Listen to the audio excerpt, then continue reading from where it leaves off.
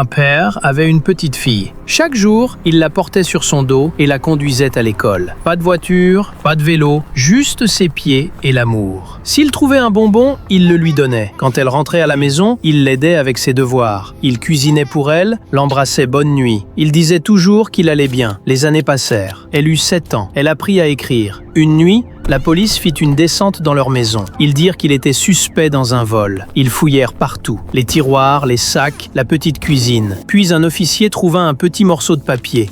C'était son écriture. Il commença à le lire à haute voix. « Papa est l'homme le plus loyal du monde. Papa est l'homme le plus intelligent du monde. Mais il ment. » La pièce devint silencieuse. Il ment qu'il a un travail.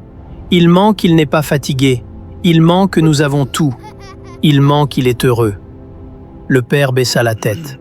Je l'ai vu laver la vaisselle toute la nuit dans le restaurant de notre voisin, mais il m'a dit qu'il dormait. Je sais qu'il ment, mais je ne peux pas le lui dire. L'officier s'arrêta une seconde, puis elle lut la dernière ligne. Merci, papa, de me mentir. Le silence remplit la maison. L'officier regarda le père et tous les deux commencèrent à pleurer. Dans cette petite pièce brisée, il n'y avait pas de voleur, seulement un homme qui était fatigué et une petite fille qui comprenait plus qu'il ne le pensait. Parce que certains mensonges ne servent pas à cacher la vérité, ils servent à protéger l'avenir d'un enfant.